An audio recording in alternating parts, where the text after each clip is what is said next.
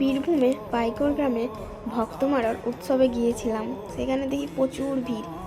জলের ওপর একটা পাথর সব খুঁজবে ভক্তরা।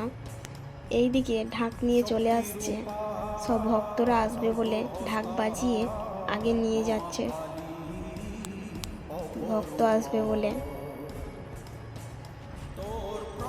এই যে আমরা ছাদের ওপর থেকে দেখছিলাম, সব ভক্তরা আসছে, সব ভক্তদেরকে ধরে নিয়ে আসছে। এক একটা ভক্তদের ঝুঁক চলে আসে, সেই জন্য সব ধরে নিয়ে আসছে। এরা সবাই 7 দিন ধরে নিরামিষ খায়।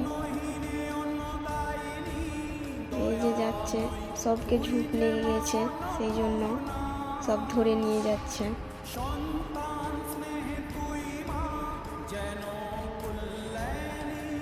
এই যে আবার আসছে ভক্তরা।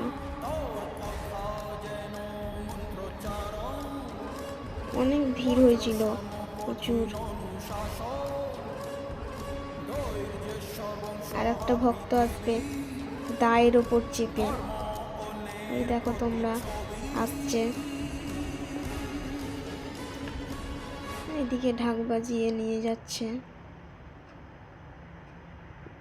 দায়ের ওপর চেপে আছে। তোর প্রলয়